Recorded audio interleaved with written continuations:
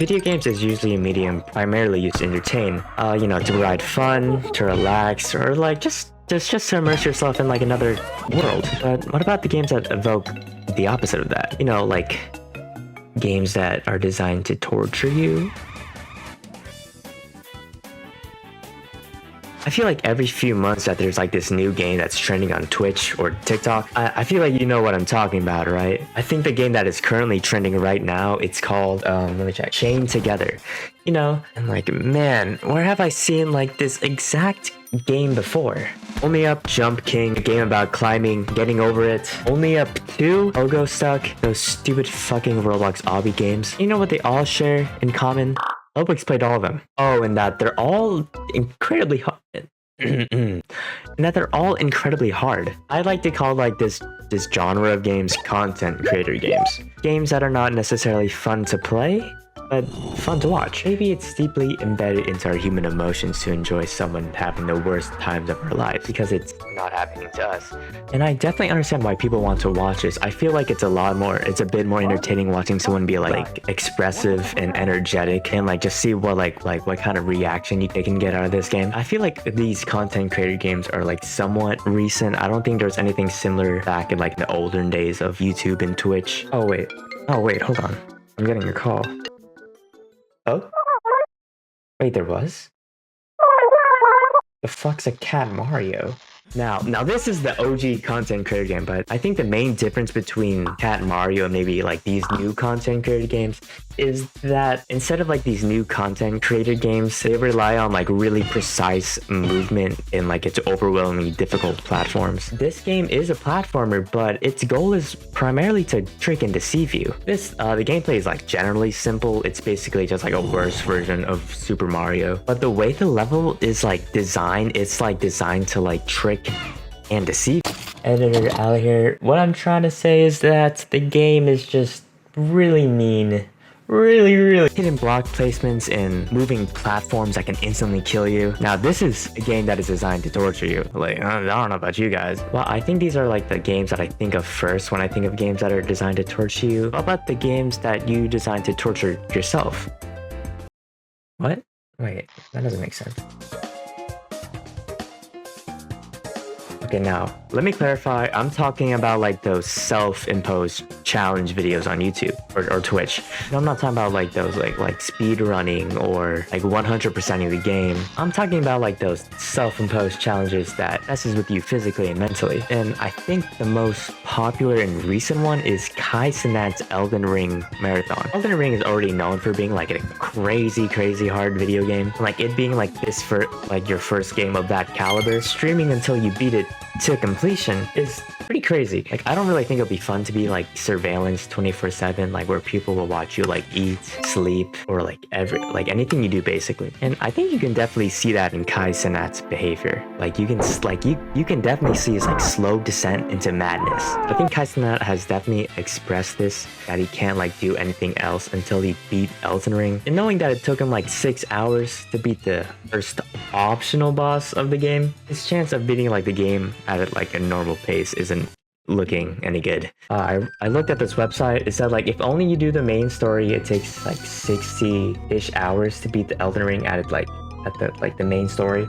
It took Kai Cenat 160 hours. And despite like this challenge and all, he still loved this game. Absolute cinema, 10 out of 10 across the board. Now he probably made a lot of money off this stream, so maybe he didn't hate it that much. I think Ludwig did something similar to Kai Cenat where he streamed Elden Ring until he beat it. I don't think it was as impressive because Ludwig's already like somewhat good at gaming, so it's not as impressive when Kai did it. I think Ludwig ended the game with like 700 deaths, but Kai Cenat, he 1700 deaths at the end of the game. Now, I feel like we already know Ludwig's a bit of a gamer, but I feel like he did one of these self-imposed challenges. He does like the usual Pokemon Nuzlocke rules, but he had this game specifically designed for him to make it extremely difficult. The game was called Mogul Platinum. It had better AIs, more battles, and a couple extra more rules added. He streamed until he beat the game fully, but like if you lose this challenge, you have to restart from the very beginning, and that happens by when all your Pokemon in your party faints. The original Pokemon Platinum game takes like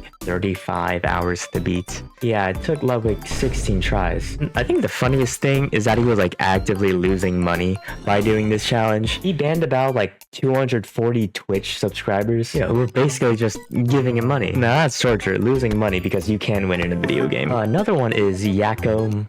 Yakom? How do you pronounce it? I'm just gonna say Yakko. He did this challenge where he had to beat all 3D Sonic games in like 1 week, and that's like about 13 games. He did this in order to prepare himself for the next upcoming 3D Sonic game at the time. And with this time limit, he had to dedicate 48 hours of his days of just playing 3D Sonic games. And he definitely had to cut like some hours of sleep just to beat a couple of Sonic games. And there's like not even that many good 3D Sonic games. He played a game full of like mid Sonic games just to prepare himself for like a video game that he didn't even like. Now, like just playing video games that could like negatively impact like your mental health, your financial stability, and your sleep hygiene, it's definitely interesting. These video games weren't really originally designed to torture you, but gamers found a way to make it torture on themselves.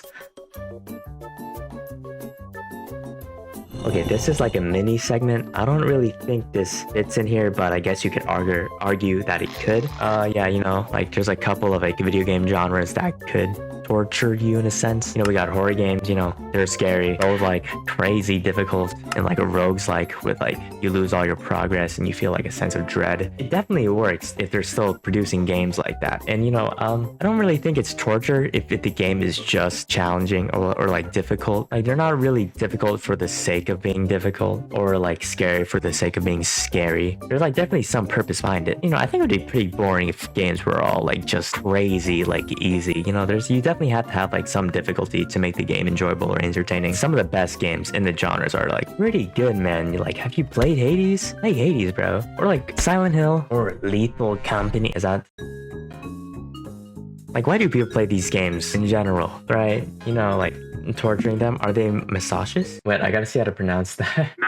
Masochist. Okay. Are they masochist? Yes. No, I'm kidding. But because it matters to them. Like, Dark Souls is considered to be like one of the hardest games out there, known for being like cruel and unrelenting. And there's like definitely like a good amount of people that has played it and like has seen it for what it is. Wow, that sounds really pretentious. But despite this overarching difficulty, I can find like countless Reddit posts, articles, YouTube videos saying that like Dark Souls had saved their lives. I'm gonna read this a few quotes from this Vice article. I think the person they were interviewing was having like a very rough time, and it was going through like a dark patch through their life, and I think he said it best on how his Dark Souls was able to like potentially save him. Dark Souls isn't as grim as macabre as the marketing made it out to be. In fact, he came to think of the game as a celebration of life. The amount of times I died in this game became comical. It trivialized death. Death was no longer a thing that mattered. It's about living and persevering, even if it's in the world that feels completely indifferent to your presence. My dumbass didn't explain the quote. What the fuck? Basically what I'm trying to say is that this person found a game that understood what he was going through, and like since he found something that reflected like his own life, it kind of like soothed him in a way and like helped him go through that dark patch through his life. I don't really know if this fits here perchance, but like I think this is a decent, pretty good example. There was this 13-year-old that was achieved like this monumentous like achievement. Like he was like the first ever person to beat Tetris, which was considered to be like not humanly possible, but he was able to do it. You want to know who he dedicated this achievement to? He honored this achievement, never done by anyone before, to his deceased father. Earlier in the video, I said that people like to see somebody fail. But you know what they like more? Seeing someone pick themselves right back up and win. He's on stage! Axe is your Smash Summit 8 champion! What's he cooking?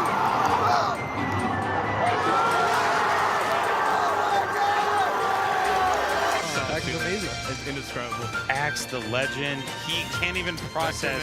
He did it!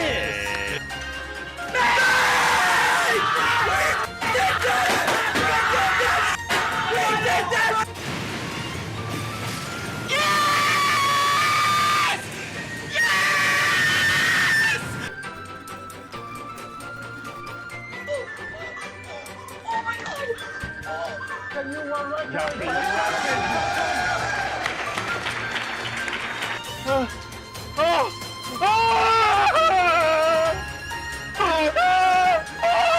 one thing I want to say.